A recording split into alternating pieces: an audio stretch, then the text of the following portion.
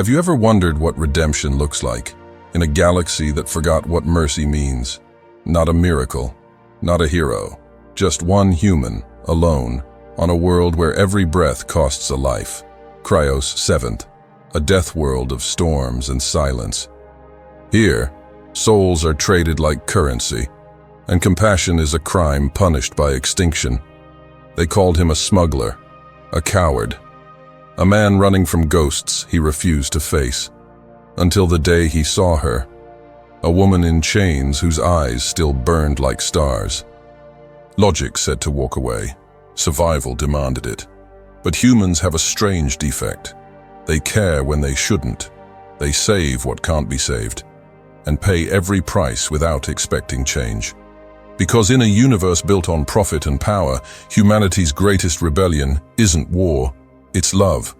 And sometimes, that's enough to rewrite the laws of an entire galaxy. Before we begin, subscribe, like, and tell me from which city or planet you're watching this.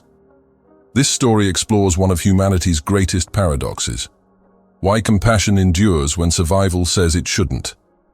The blade stopped 3 centimeters from Ari Vance's throat. Not because the Crithian guard hesitated. Not because Ari moved faster.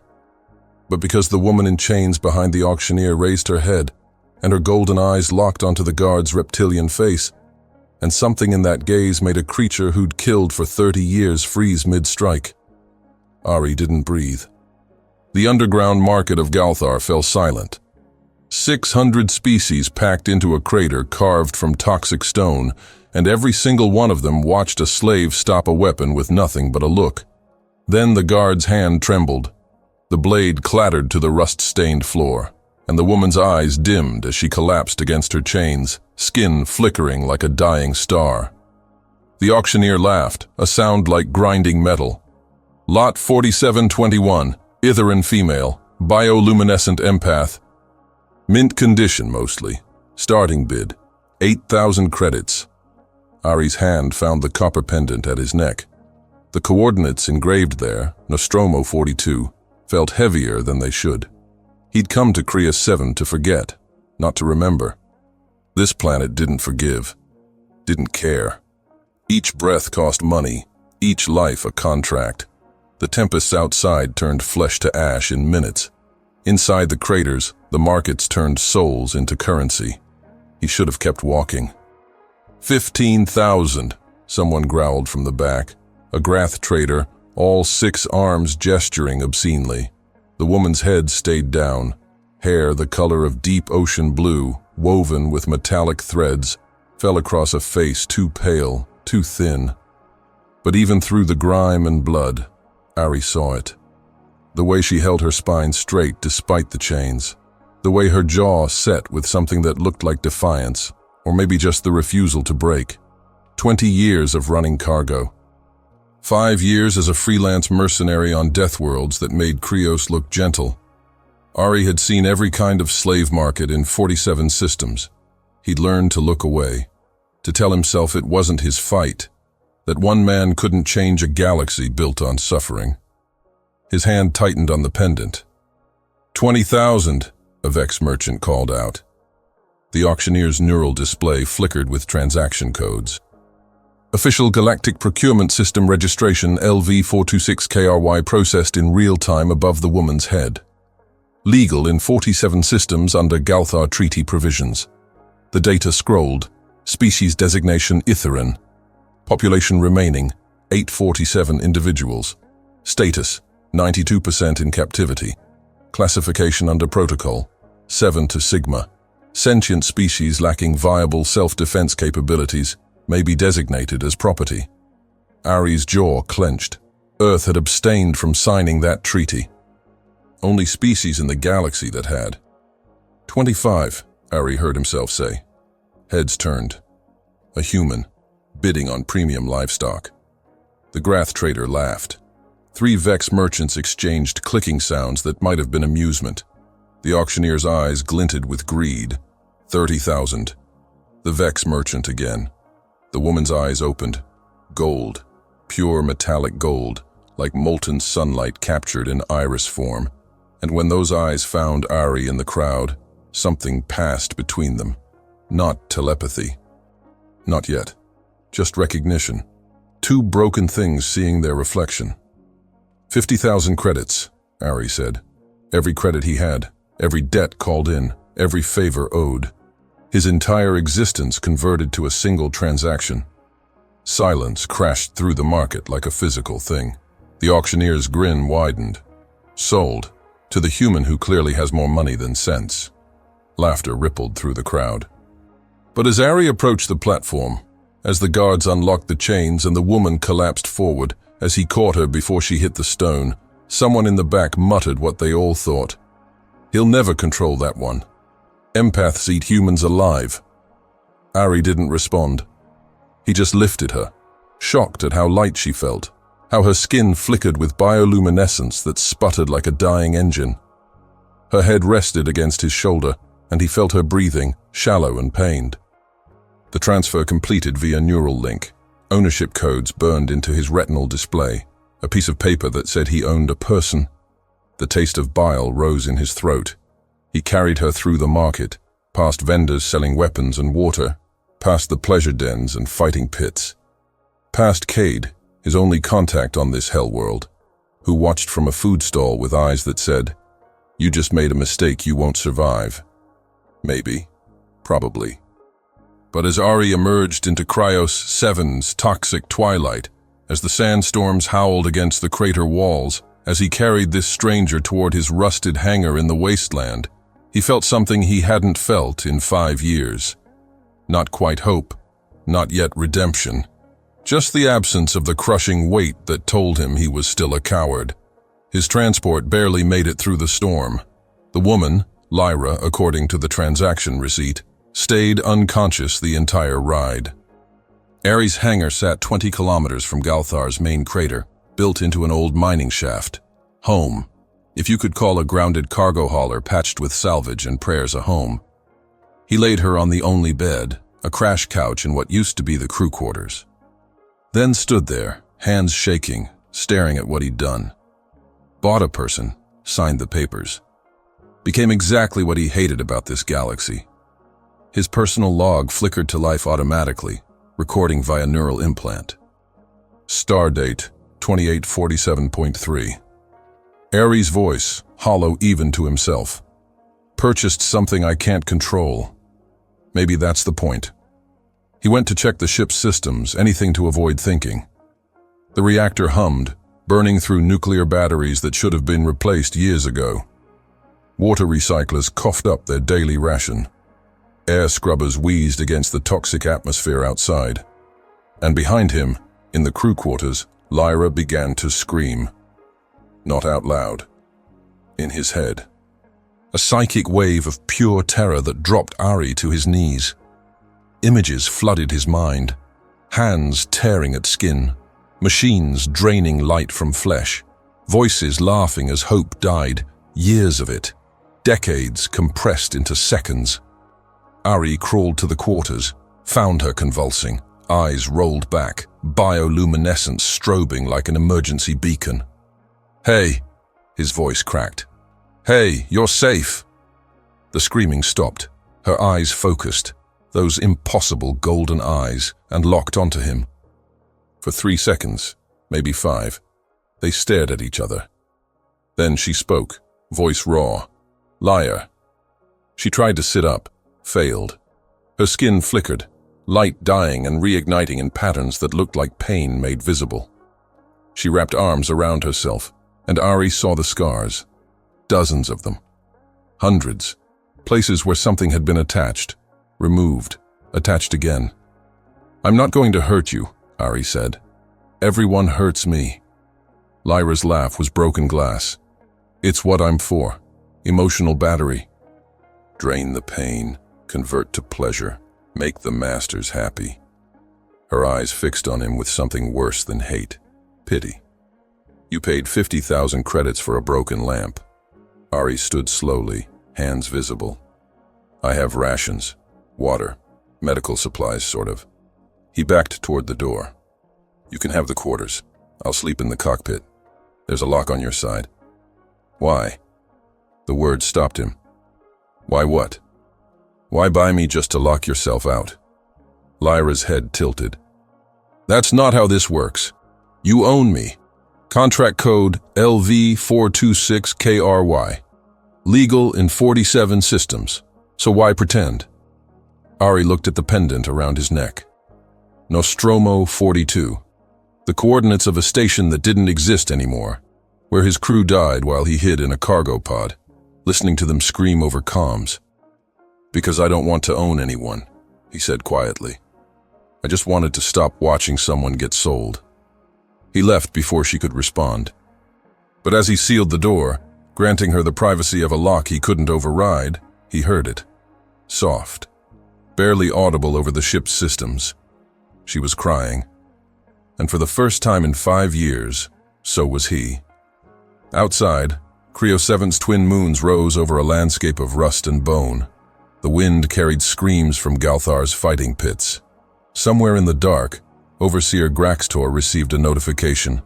Slave 4721, sold to independent contractor. Status, monitoring required. The galaxy turned. Cruel. Indifferent. Built on suffering it called order. But in a grounded cargo hauler held together by spite and salvage, 2 prisoners of different kinds found something neither expected. A door with a lock that meant choice. And in a place where nothing grew, where hope went to die, where every breath cost everything you had. That door was the first seed of something neither species understood yet. Something that would shake the foundations of 47 systems. But first, they had to survive each other. For 3 days, they didn't speak. Ari left food outside the crew quarters. Lyra didn't eat. He left water rations. She left them untouched. He repaired the ship's systems, each clang of metal echoing through the hull like accusation. She stayed locked inside, and the only sign she was alive came from the flickering bioluminescence visible through the door seams. Light that pulsed irregular, broken. On the 4th day, Ari woke to find her standing in the cargo bay.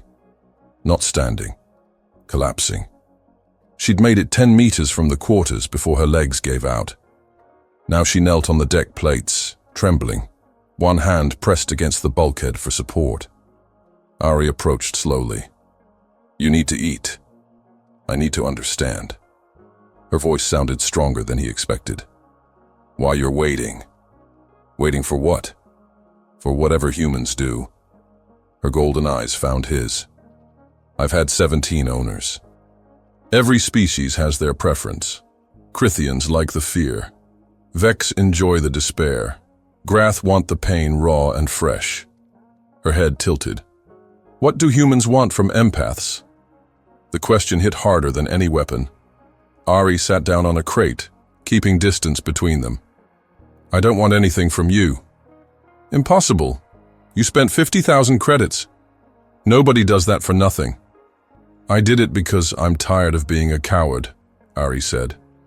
The words came out hollow. True. 5 years ago, my crew died. 17 people. Pirate raid on a supply route near the Helion cluster. His hands found the pendant. I was in the cargo hold when it happened. Heard everything over comms, the screaming, the begging. I could have helped. Should have, but I hid. Lyra's eyes widened slightly. Not surprise. Recognition. I survived by being a coward, Ari continued. They died because I chose my life over theirs. So when I saw you on that platform, saw them selling you like cargo, I just... He stopped. Started again. I couldn't walk away again. Couldn't be that person again. Silence filled the cargo bay. Outside, a sandstorm battered the hull with the sound of a galaxy that didn't care. So I'm your redemption project, Lyra said finally. No, you're a person I bought because the galaxy is broken, and I'm too tired to keep pretending it's fine. She studied him for a long moment, then extended one hand toward him, palm up. Touch me. What? I need to know if you're lying. Words are easy. Thoughts don't lie. Ari stared at the offered hand, pale skin, glowing faintly, marked with scars. I thought empaths could read minds without contact. We can sense emotions at 50 meters. Thoughts require touch. Her fingers curled slightly. And every human I've met thinks one thing while saying another. So touch me. Let me see if you mean it. Every instinct screamed at him to refuse, to keep the distance, to protect what little remained of his shattered psyche from someone who could see straight through. He reached out, their palms connected, reality fractured. Ari saw his nightmares through her eyes, his crew, their faces, the cargo pod where he hid while they burned. But reflected through Lyra's perception, the images carried weight beyond memory. She didn't just see what he'd seen, she felt what he'd felt. The shame, the suffocating guilt, the conviction that he'd died that day too, just slower. And then the connection reversed. He saw her, not memories, sensations. 17 owners, each one a different flavor of cruelty. The Crythian who'd kept her in a cage barely large enough to crouch, draining her nightly while his family watched. The Vex Collective that had wired her nervous system to a pleasure distribution network, making her a living drug for thousands. The Grath who'd simply laughed while she screamed, finding her agony the finest art. Years of it, decades compressed, not lived, survived, until survival became its own kind of death. The connection broke, both of them gasping. Ari jerked back, hand trembling. Lyra collapsed forward, light flickering like a candle in vacuum. How? Ari's voice cracked. How are you still sane? I'm not. Lyra's laugh sounded like breaking. I just haven't stopped moving yet, like you. She met his eyes, and something passed between them. Not forgiveness, not absolution, just the recognition that they were both drowning in different oceans, barely keeping their heads above water. The food you left, Lyra said quietly. Was that your ration? Ari didn't answer, didn't need to. She'd seen it in the contact, seen him going hungry to feed her, seen him giving up his water allowance because dehydration was easier than watching someone die of thirst. You're an idiot, she said. Yeah, established fact. Ari stood, legs shaky. There's enough for both of us if we're careful. Ship's recyclers work mostly, and I've got contacts in Galthar who owe me favors. Had contacts. Lyra pulled herself to sitting. They'll cut you off now. Nobody trades with someone who wastes credits on defective property. Good thing I'm used to being alone then. He moved toward the maintenance bay, needing distance, needing to work with his hands before the panic attack brewing in his chest exploded. But her voice stopped him. I'll help. Help with what? Whatever needs fixing. Lyra pushed to her feet, wobbling but upright. I'm not useful for much, but I can hold tools, read schematics.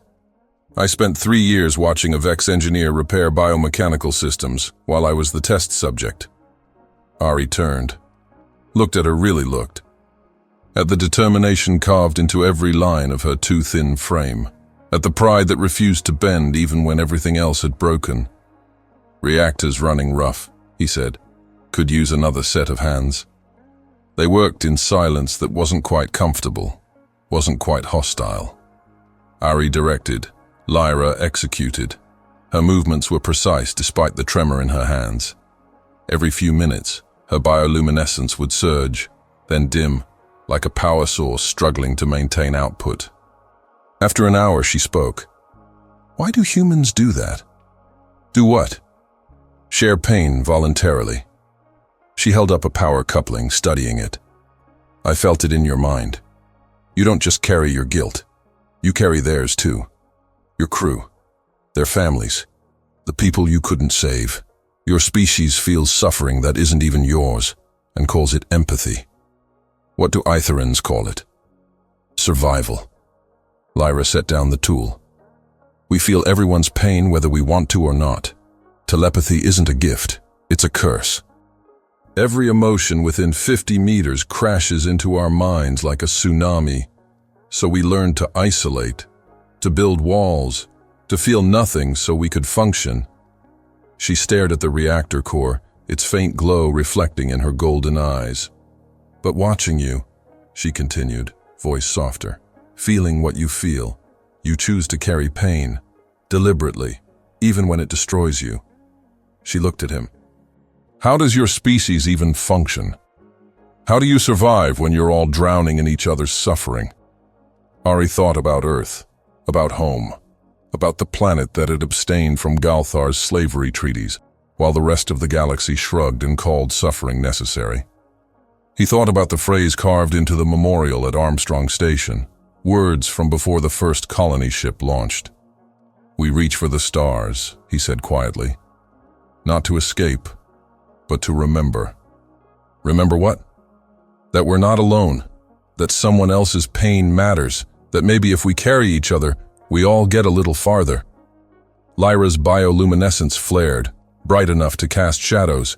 Her hand flew to her chest, pressing against skin that glowed like captured lightning. "What's wrong?"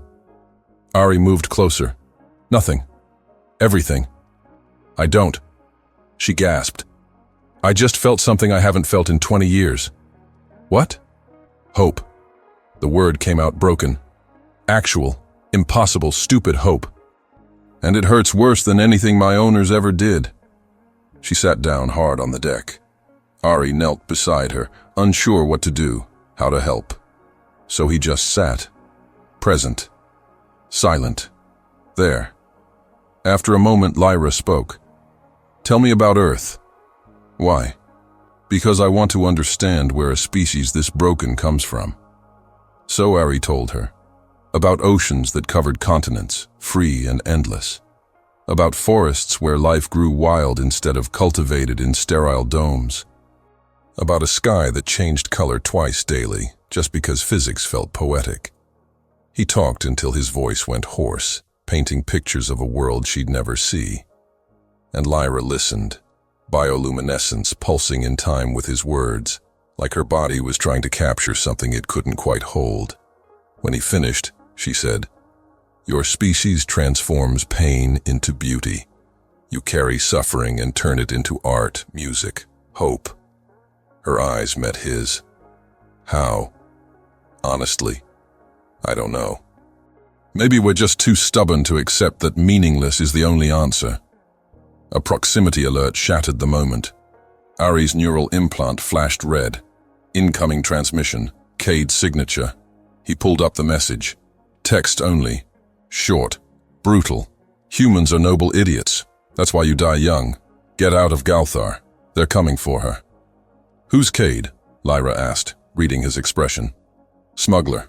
Closest thing I have to a friend." Ari pulled up the ship's external sensors. "Says someone's tracking you." "Of course they are." Lyra's voice went flat. "Graxtor doesn't forgive theft. Especially not 50,000 credit theft. Every Itheran has a biometric tracker. Neural implant can't be removed without killing the host. He can locate me anywhere on planet." "Why didn't you mention this earlier?" "Because it doesn't matter. Wherever we go, they'll find me. Running just delays the inevitable." She stood, movements careful. "But you can still save yourself. Take me back. Say you changed your mind. They might let you live." Ari laughed. Actually laughed.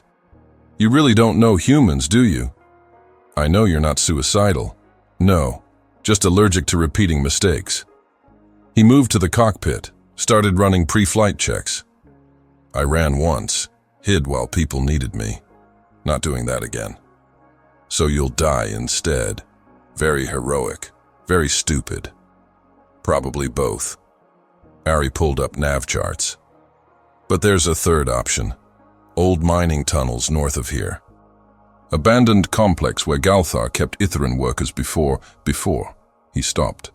Before they decided selling you was more profitable than employing you."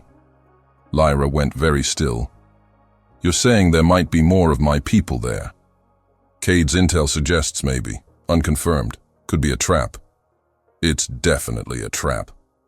Her eyes blazed gold. "And we're going anyway." "We?" "You bought me. That means you're stuck with me." She moved to the co-pilot station, started pulling up weapons systems. Besides, I'm tired of running, tired of surviving. If I'm going to die on this hell world, might as well die trying to save someone besides myself. The ship's reactor hummed to life. Outside, Krios 7's storms battered the hull, and in the distance, tracking signals converged on their location. 3 gunships, maybe 4. Graxtor didn't mess around. Ari looked at Lyra, at this broken woman who'd just chosen to fight instead of hide. This stranger who'd spent 3 days hating him, and now sat beside him ready to die for people she didn't even know were alive. "You're insane," he said. "Learn from the best." She strapped in. "Now let's go do something your crew would be proud of." The words hit like a freight loader. Ari's hands froze on the controls, because she was right. For the first time in 5 years, he was about to do something that felt less like dying slowly and more like living dangerously. The cargo hauler lifted on failing repulsors. Dust and toxic sand swirled as they climbed. The storms tried to tear them apart. The gunships closed in, plasma signatures bright on sensors. And somewhere in the north, in tunnels carved from poisoned stone, maybe, just maybe, other Itherans waited, hoping someone remembered they existed. Ari engaged the engines. "Last chance to change your mind. I've been property for 23 years. Lyra's bioluminescence blazed. "I'd rather die free than live owned." The ship screamed into the storm. Behind them, Galthar's tracking systems locked on. Ahead, the mining complex waited like an open grave. But between them, in a cockpit held together with salvage and spite, 2 people who'd given up on hope found something neither expected: a reason to fight. And on a planet where nothing grew, where mercy went to die, where every breath cost everything, that reason burned brighter than any storm. The mining complex looked like a mouthful of broken teeth. Ventilation shafts jutted from toxic sand at impossible angles. Collapsed tunnels gaped like wounds. Everything rusted. Everything dying. Ari set the cargo hauler down in what used to be a landing bay, now just a crater filled with debris and bones. "Sensor sweep shows life signs," Lyra said, voice tight. 17, maybe 18, deep underground. Could be guards, or prisoners. Her hands trembled on the console. "I can feel them, all of them, their pain. It's like standing in front of a star." Ari checked weapons. 1 plasma pistol that misfired every 3rd shot. 2 photon grenades with cracked housings. A maintenance laser that technically wasn't a weapon, but necessity made liars of them all. "We don't have to do this." "Yes, we do." "Lyra, stop." She turned, eyes blazing gold. "I know what you're thinking. That I'm being irrational. That saving 17 people isn't worth dying for. That the logical choice is to run." Her bioluminescence flared. "But I've been property my entire life. Traded, sold, used. If I die here, at least I die choosing something." The words hung between them like a verdict. Ari holstered the pistol. "All right. But we do this smart. Cade sent blueprints. Northern ventilation shaft is deactivated.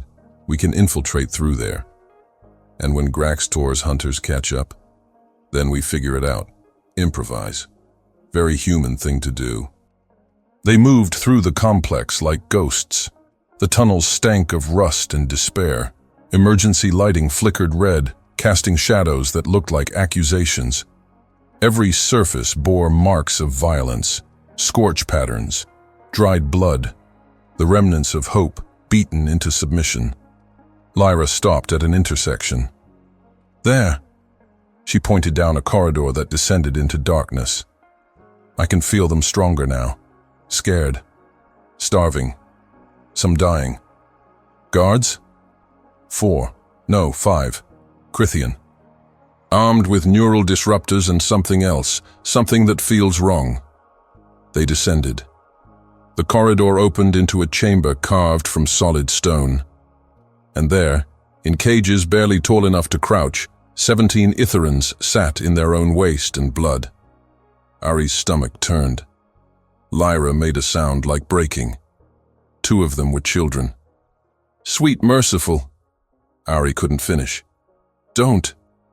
Lyra's voice went cold, hard. Don't look away.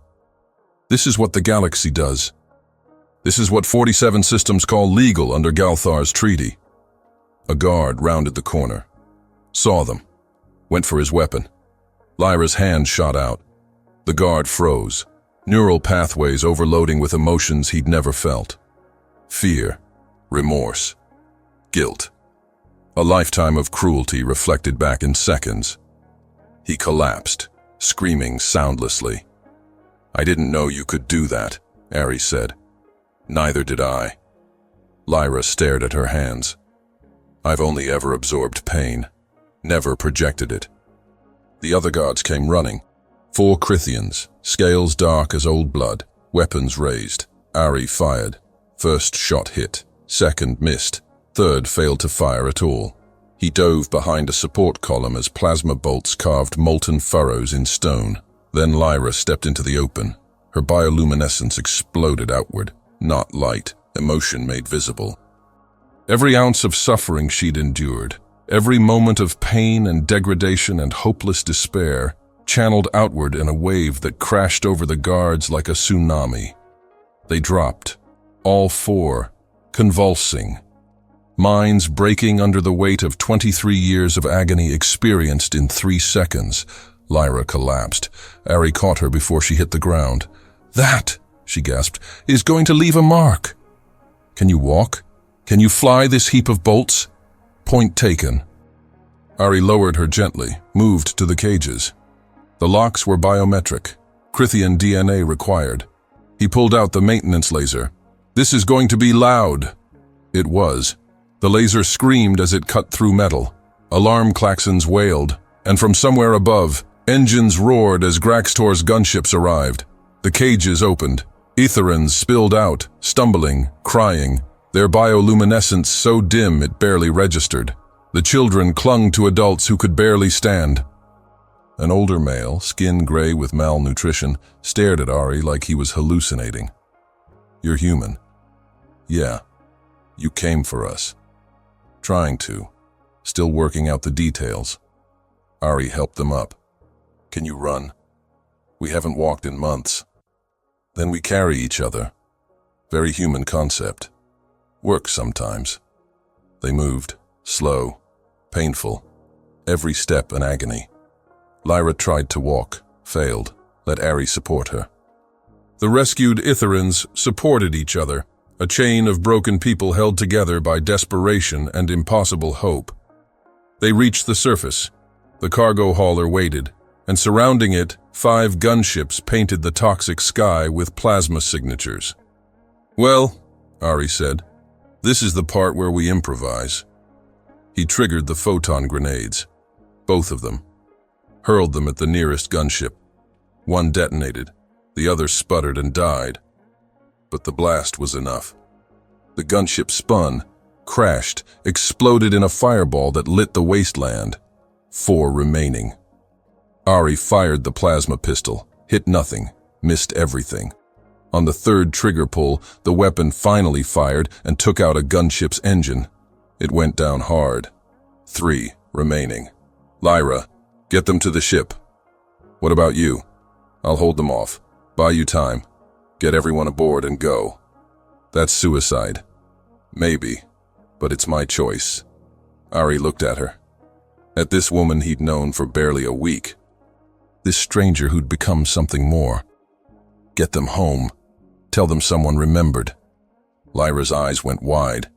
Then she grabbed his face and kissed him. Hard, desperate. A moment stolen from inevitable death. She pulled back. Don't you dare die on me, Vance. I just started liking you. Then she was running, supporting Aetherans, loading them onto the hauler. Ari turned back to the gunships, raised his pistol, and did something cosmically stupid. He ran at them, not away, at them, firing. Screaming, every ounce of 5 years' guilt and shame converted into suicidal momentum. The plasma pistol overheated. He threw it, hit nothing, pulled out the maintenance laser, sliced through a gunship's landing gear.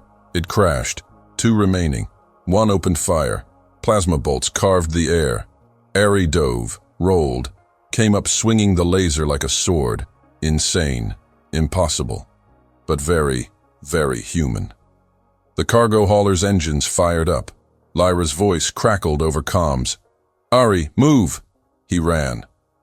The hauler's loading ramp was still down. He sprinted, lungs burning, legs screaming. Behind him, plasma bolts carved furrows in toxic sand. Ahead, the hauler started rising. He wasn't going to make it. Then Lyra appeared at the ramp, hand extended. "Jump!" Ari jumped.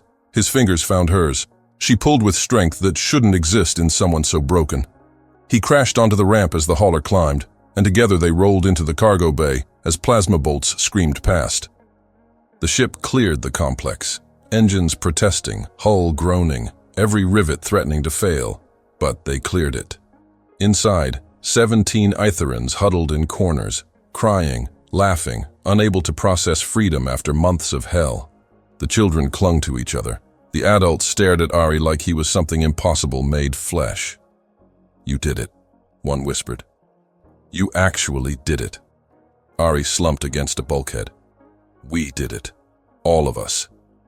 Lyra sat beside him, bioluminescence still flickering erratically. "What now?" "Now we—" Alarm screamed. Hull breach, rear compartment. Ari pulled up the feed, a tracking device, attached to the hull during the firefight. And it was leaking. Not fuel, not air, nanites. Corrosive nanites programmed to eat through biological material. "Everyone stay back." Ari moved toward the breach. The nanites had already started spreading, black tendrils crawling across metal, seeking flesh. He grabbed a plasma torch, tried to burn them away. Too late. Something moved behind him. One of the rescued Aetherans, the older male, stumbled into the nanite cloud trying to reach the cargo bay's medical kit. The nanites hit him like acid. He screamed, collapsed, dissolving from the outside in. Lyra ran to him. Ari grabbed her. "Don't! The nanites! He's dying!" "And you'll die too." But Lyra tore free, reached the Aetheran, took his hand, and through their connection, Ari felt it. Lyra absorbing his pain, taking the agony of cellular disintegration into herself, trying to carry it so he wouldn't have to die alone. The man died anyway, peaceful, painless, in Lyra's arms, and then Ari saw it, on his own hand, where he'd grabbed Lyra. 3 dots, black, spreading, nanite contamination. Medical readout scrolled across his neural implant. Corrosive nanites detected. Cellular degradation in progress. Without treatment, death in 48 hours. Known antidote, none. Lyra saw his face, understood. "No."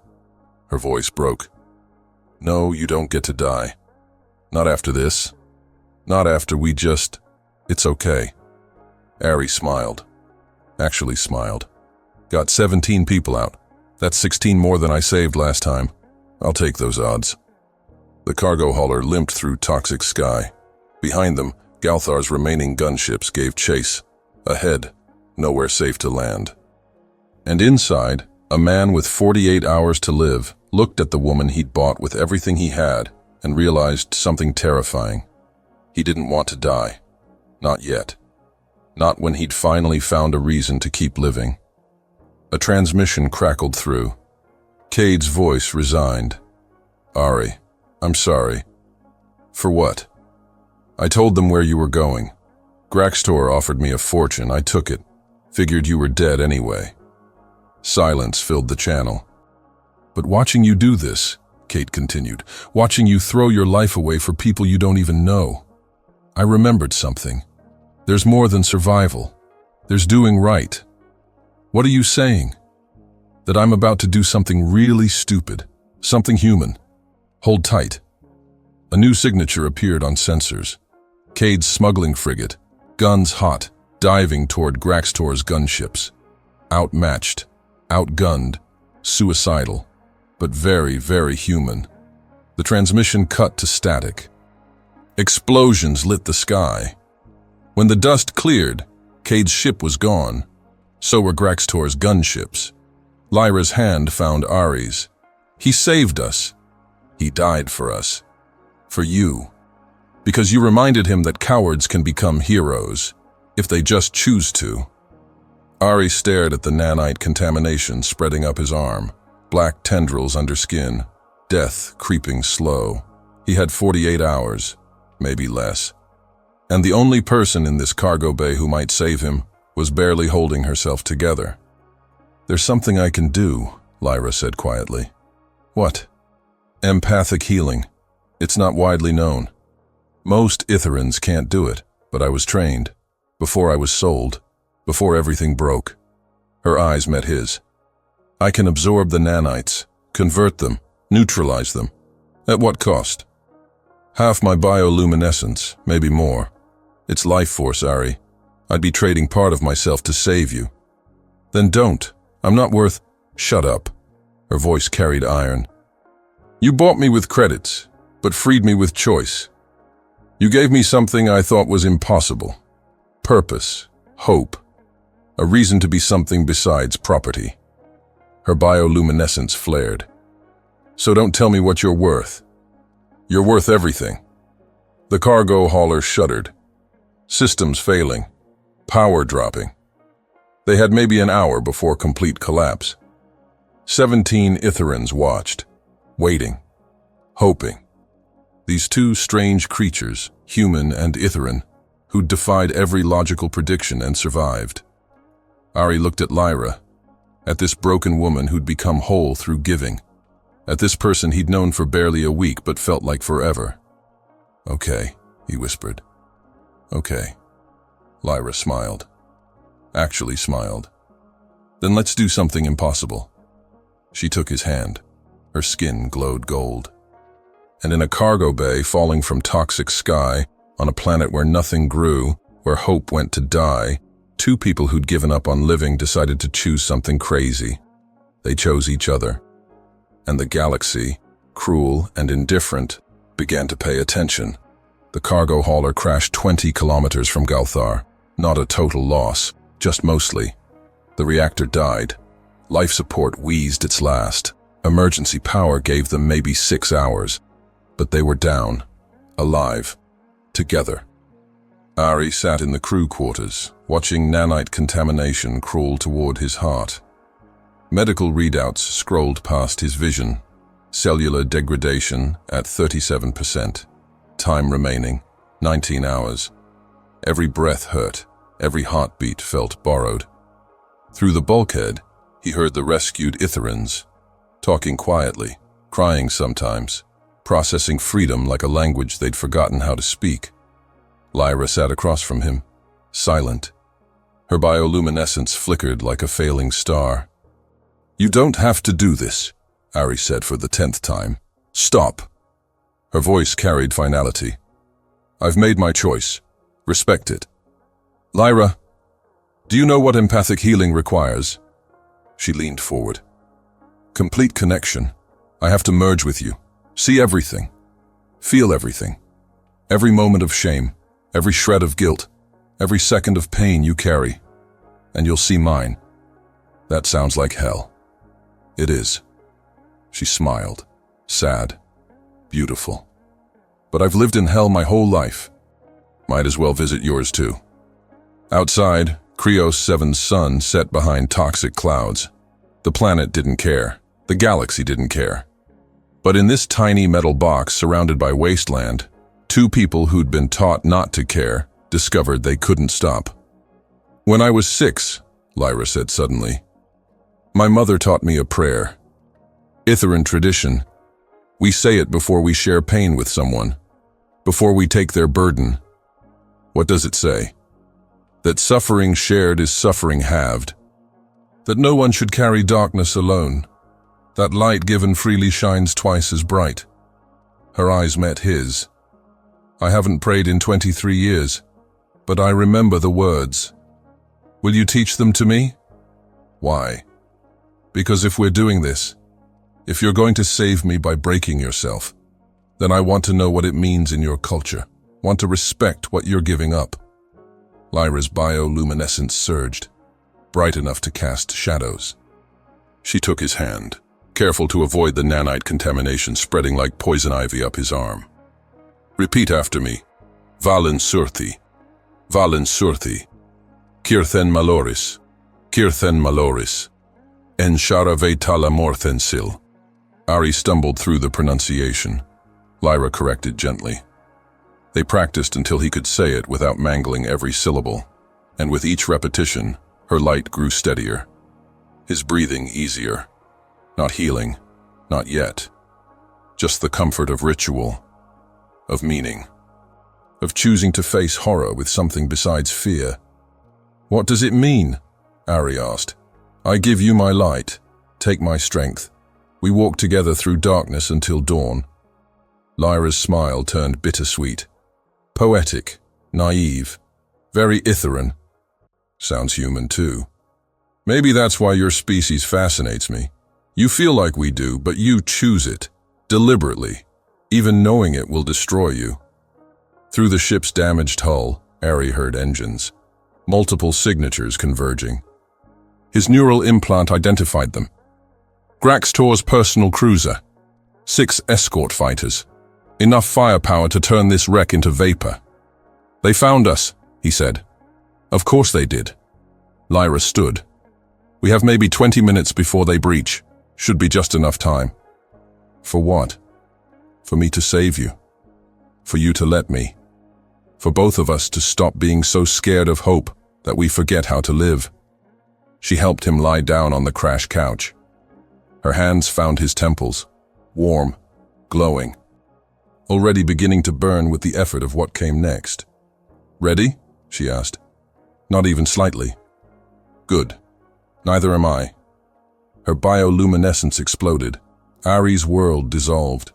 He was drowning. Not in water, in emotion. 23 years of Lyra's life crashed over him in waves. He felt her childhood, the joy of discovering her empathic gift, the pride when she helped heal her community's emotional wounds. The day the raiders came, the auction. The first owner who taught her that gentleness was weakness, the second who refined cruelty into art, the third, fourth, fifth, 17 owners. Each one a different lesson in how to survive without living, how to endure without hope, how to exist without being. He felt it all. And through their connection, Lyra felt his. The cargo pod where he hid, the screams over comms, his crew begging for help he didn't give, the silence after, the knowledge that he'd chosen his life over theirs. 5 years of guilt compressed into seconds. They broke together, healed together, 2 shattered souls recognizing their reflection. And then the nanites. Lyra found them in his bloodstream, black particles eating him cell by cell. She reached for them with her empathy, surrounded them with bioluminescent energy, began the process of neutralization. It hurt, beyond anything, beyond description. Ari felt her life force flowing into him, converting poison into harmless material. Felt her light dimming, felt her dying to save him. Stop, he tried to say. You're killing yourself. Worth it, she whispered in his mind. Outside, Graxtor's cruiser landed. Boots hit sand, weapons charged. Inside, Lyra's bioluminescence fell from radiant to dim. From dim to flickering. From flickering to barely visible. But the nanites died. All of them. Absorbed. Neutralized. Converted into harmless carbon. Ari's cellular degradation stopped at 41%. Started reversing. His medical readout flashed green. Contamination neutralized. Recovery in progress. He was going to live. Lyra collapsed in his arms. Her skin barely glowed. Gray instead of ivory. Eyes dull instead of gold. Breathing shallow. Heart barely beating. No. Ari held her. No, you don't get to do this. Don't get to save me just to die. Not dying. Her voice was paper thin. Just sleeping. For a while. Maybe forever. Lyra, tell them. Tell the Itherans that they matter. That someone cared enough to. She stopped breathing. Ari screamed. Actually screamed. A sound that carried everything. Loss, rage, The cosmic unfairness of a galaxy that took the best people and left only the broken. The bulkhead exploded. Graxtor stepped through, plasma rifle raised. 8 feet of scaled muscle, eyes like burning coals. Behind him, soldiers, weapons, death. The Overseer looked at Ari, at Lyra's body, at 17 freed Itherans huddled in the cargo bay. His weapon steadied, then lowered. "What did you do?" Graxtor's voice carried something Ari had never heard from him. Confusion, wonder, fear. "She saved me." Ari held Lyra's body. Gave up everything. Her light, her life, for someone she barely knew. That's impossible. Property doesn't sacrifice for owners. Slaves don't love masters. She wasn't property. Ari's voice went cold. She was never property. She was a person, and she chose this. Freely. Because that's what people do when they care. Graxtor stared. His soldiers shifted uncomfortably. In 40 years of enforcing Galthar's slave economy, the Overseer had seen every form of resistance, violence, desperation, hopeless defiance. He'd never seen love. "I don't understand," Graxtor said finally. "The profit calculation. The risk-benefit analysis. It makes no logical sense. Why would she trade herself for you?" "Because logic isn't everything." Ari looked at the creature who'd built an empire on suffering. "Because sometimes meaning matters more than mathematics. Because she'd rather die, choosing something beautiful, than live as someone's property." One of the soldiers raised his weapon. Graxtor stopped him with a gesture. "I should kill you all," the Overseer said. "Make an example. Show the galaxy what happens to thieves." "Do it then. We're too tired to run anyway." Graxtor stood frozen. His weapon stayed lowered. Behind him, his soldiers exchanged looks that said their commander had lost his mind. "I can't," Graxtor whispered. "I watched her die for you. Saw something I don't have words for. Something that terrifies me more than any weapon." He looked at his scaled hands. "If slaves can feel that, if property can love, then what does that make me?" "Human," Ari said quietly. "In all the worst ways, and maybe some of the best." The Overseer turned, walked toward his ship, stopped, spoke without looking back. "Get them to Itheran space. I'll delay pursuit for 24 hours. Tell anyone who asks that you all died in the crash." He paused. "And tell your people. Tell them Graxtor saw something today, something that makes him question everything he built." The cruiser lifted, vanished into toxic sky, left only silence and dust. In the wreckage, Jen materialized from a crack in the hull. The gaseous merchant, colors swirling with something that looked like shock. "I witnessed," Jen's harmonics translated. "Recorded everything. Human-defying cosmic logic. Itheran choosing death over survival. Overseer questioning reality." Colors shifted. Awe. Confusion. "I've traded in 40 systems for 70 years. Seen every transaction type. Never saw anything without price. Until today." "What will you do with the recording?" Ari asked. "Spread it. Through every merchant network. Every trading post. Every species that thinks slavery is just efficient resource allocation." Jen's form pulsed. "Some will dismiss it. But others will watch and wonder. Wonder if there's value in things you can't measure. Worth in choices that cost everything." The merchant vanished, leaving Ari alone with 17 Itherans and 1 dying woman. Except she wasn't dying. Not quite. Her heart still beat. Faint, arrhythmic, but present. Medical scanners showed minimal brain activity. Enough to dream. Maybe enough to wake. Someday. The rescued Itherans gathered around. One of the children touched Lyra's hand. The older male who taught them all to survive spoke words in their language. A prayer. Different from the one Lyra had taught Ari. Older, more ancient. "What does it say?" Ari asked. "That those who give light freely become stars. That sacrifice plants seeds. That even in darkness we remember." The Etherin met Ari's eyes. She'll be honored, forever, as the first who chose freedom over survival. She's not dead. No. But she's transformed. And so are we. Because of you. Because one human looked at property and saw people. They lifted Lyra gently, carried her to the cargo bay's jury-rigged cryogenic unit. Ari had built it from spare parts, medical equipment, and desperate hope. It would keep her stable, sleeping, dreaming of whatever empaths dream when they burn themselves out saving someone.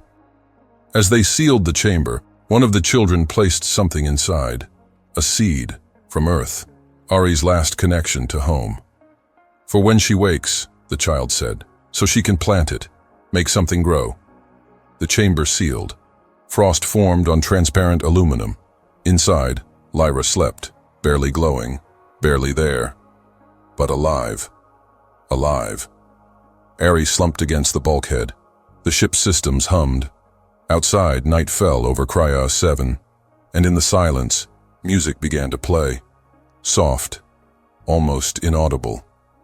An automated system kicking in.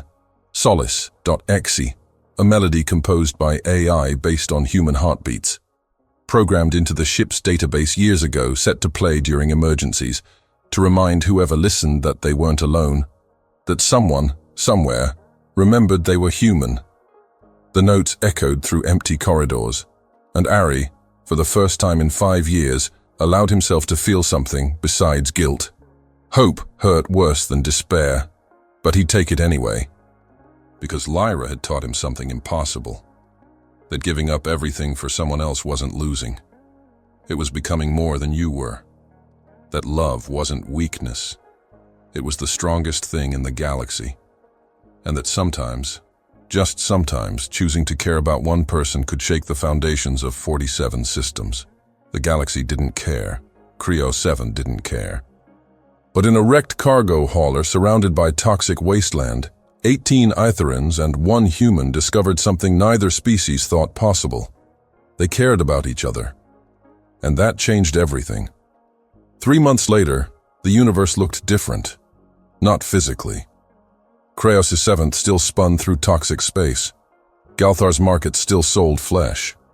47 systems still operated under treaties that called slavery efficiency. But something had shifted. Subtle. Undeniable. Like the first crack in ice that promised the thaw to come. Ari stood in the cargo bay, watching frost patterns on cryogenic glass. Inside, Lyra slept. Her bioluminescence had stabilized at 7%, barely enough to register. But present, a candle flame that refused to die. He'd rebuilt the hauler, mostly, enough to orbit. The ship circled Cryo 7's rings now, far from Galthar's sensors, subsisting on solar panels and recycled hope. The 17 rescued Itherins had left weeks ago. Evacuated by a sympathetic trader who'd heard the story. Heard how 1 human and 1 Itherin had defied every logical prediction and survived. They'd wanted Ari to come, to leave this dead planet, start fresh. He'd refused, couldn't leave her, wouldn't abandon someone who'd given everything. So he stayed. Alone except for the woman who slept and dreamed of things he couldn't see.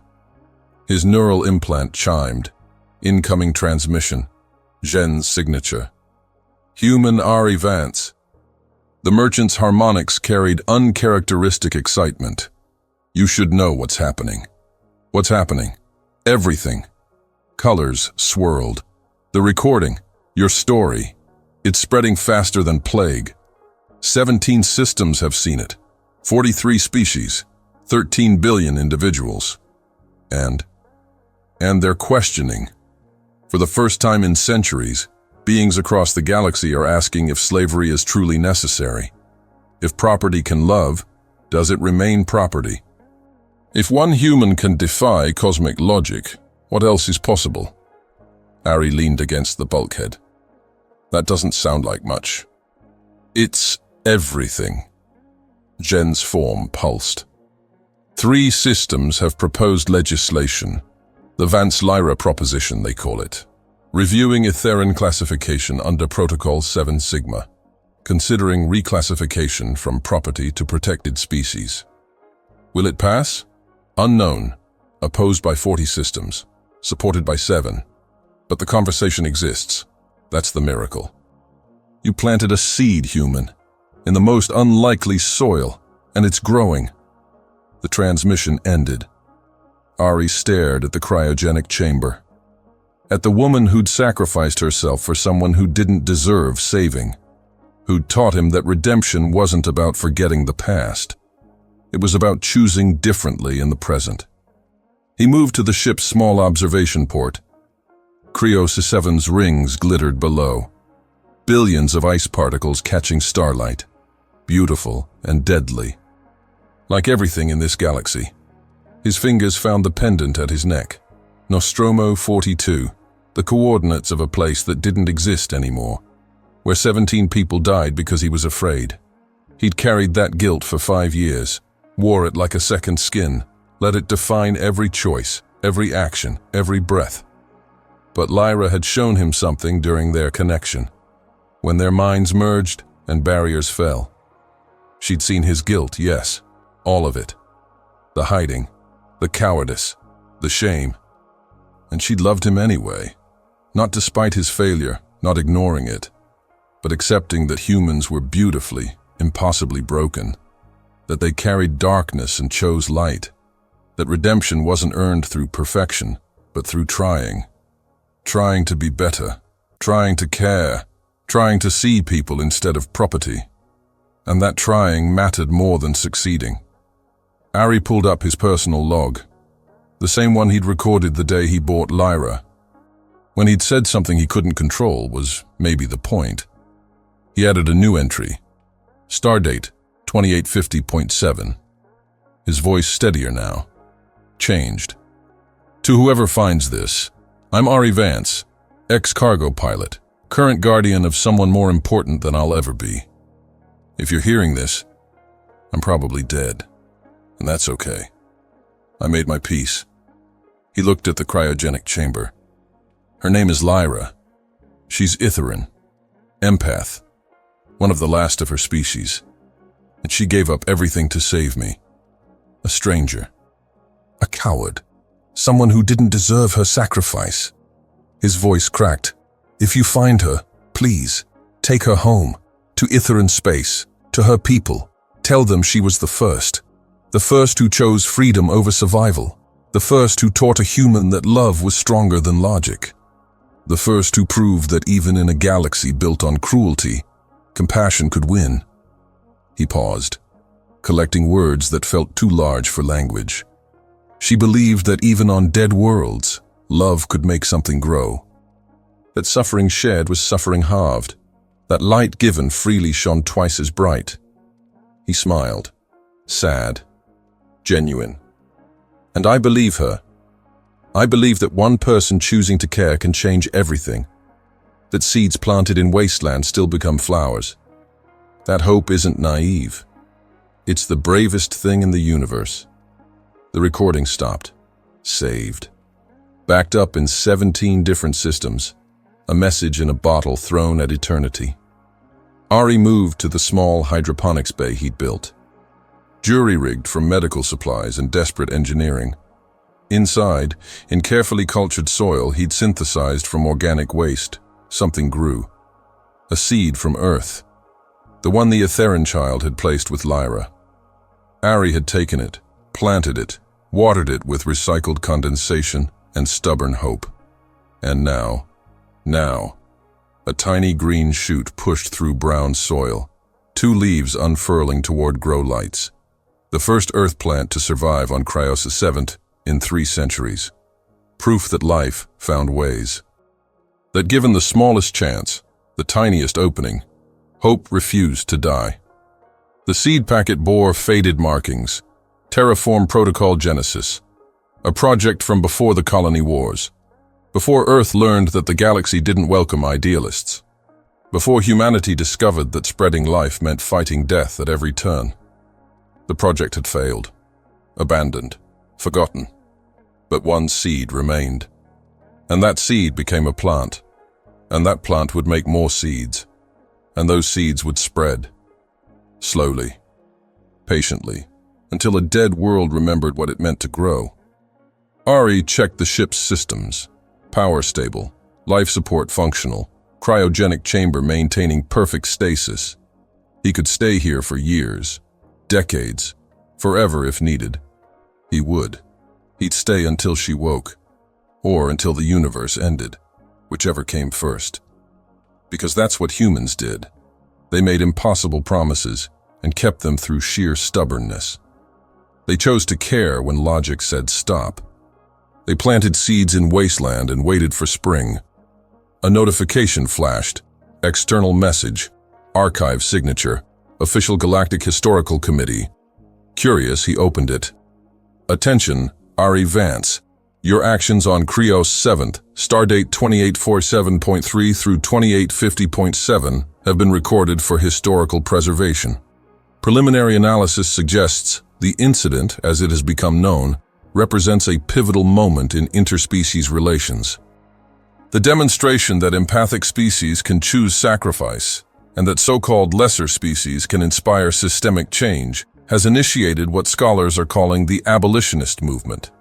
Your designation, First Emancipator. Formal recognition pending. Ari laughed. Actually laughed. First Emancipator. Like he'd planned any of this. Like he'd been trying to change the galaxy instead of just saving one person. But maybe that was the point. Maybe changing the galaxy started with seeing one person. Maybe revolutions began not with grand plans, but with small choices. One human buying one slave, one Itherin choosing one sacrifice. One moment of caring when caring made no logical sense. He closed the message. Didn't respond, didn't need recognition. The only person whose opinion mattered slept in a cryogenic chamber, dreaming dreams he couldn't share.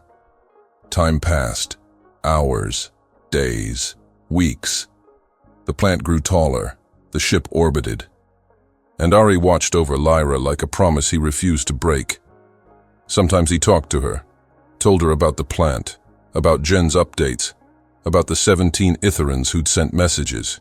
Grateful, alive, free. Sometimes he just sat, present, silent, there. And sometimes, late in the ship's artificial night, he swore her bioluminescence flickered brighter, like she was listening. Like she was fighting her way back from wherever empaths go when they burn themselves out saving someone. He didn't know if she'd wake. Medical scans were inconclusive. Brain activity stable but minimal. Heart beating but barely. She existed in the space between life and death, neither fully present nor completely gone. But he'd wait. For years, for decades, for eternity, if that's what it took. Because she'd taught him something his crew couldn't. Something 5 years of guilt had obscured, something so simple and profound it took a dying empath to make him understand. That you don't abandon people you love. You don't hide when they need you. You don't choose safety over sacrifice. You stay. You choose them. You keep choosing them until the universe ends or you do. And if that was naive, if that was illogical, if that was cosmically stupid, then so be it. He'd rather be a beautiful fool than a logical coward. The ship's systems hummed. Solace. Exie played softly. And in the observation port, Creo 7's rings caught starlight and threw it back as rainbow fractals. Beautiful, deadly, indifferent. But in the cargo bay, beside a cryogenic chamber and a growing plant, one human sat and kept watch and chose hope. Chose it deliberately, consciously, knowing it might destroy him. Because that's what humans did. They reached for stars not to escape, but to remember. They carried pain and transformed it into purpose. They saw suffering and refused to look away. They were broken, flawed, impossibly stubborn. And sometimes, just sometimes, that was enough to change everything. 50 years later, historians would mark this moment. This silent vigil in a grounded cargo hauler orbiting a dead planet. They'd call it the seed from which the abolitionist movement grew. The proof that love could defy cosmic logic. But Ari didn't know about the future. didn't care about legacy. He just knew one thing with absolute certainty. He'd failed his crew. Hidden while they died, lived as a coward for 5 years. But he wouldn't fail her. Wouldn't abandon the woman who'd given everything to save him. Who'd taught him that redemption wasn't about forgetting failure. It was about choosing differently. About staying when running made more sense. About planting seeds in wasteland and believing in spring. So he stayed, and watched, and hoped. And in a galaxy that measured worth in credits, that called slavery efficiency, that thought compassion was weakness, one human and one sleeping Itheran proved something impossible. That a single choice could echo across systems. That one moment of caring could shake foundations. That seeds planted in darkness still became light. The plant grew taller. The ship orbited, and Ari Vance kept his vigil. Waiting for the day Lyra opened her eyes. Waiting for the moment hope stopped hurting. Waiting for proof that believing in impossible things wasn't naive. It was the most human thing in the universe. And in a cosmos built on cruelty, that humanity was the most revolutionary force of all. The seeds were planted. The story was spreading. And somewhere in the dark between stars, 17 freed Itherans told their children about the human who taught them that even slaves could choose freedom. That even in hell, love could grow. That even broken people could be whole if they just chose to care.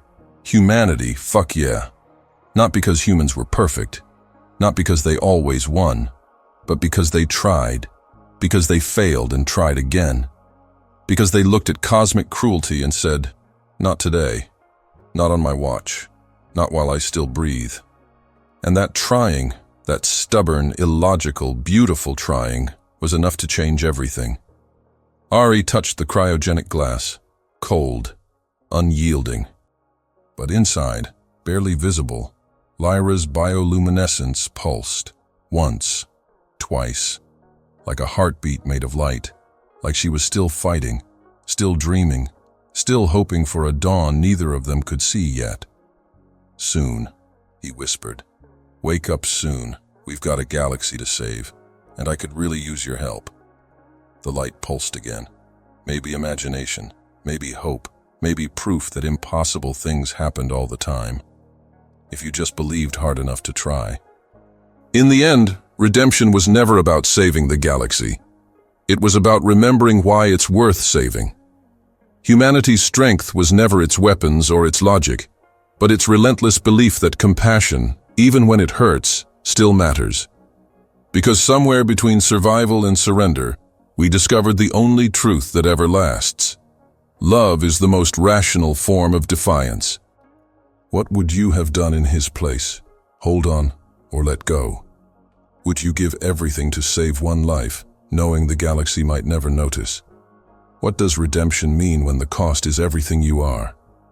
If this story reminded you why we fight for meaning, not victory, write the word light in the comments. Tell me, from which city or planet are you watching this? Subscribe if you still believe that even in a universe built on cruelty, our light can change everything. Like, share, and join the next chronicle. Another story of what it truly means to be human among the stars.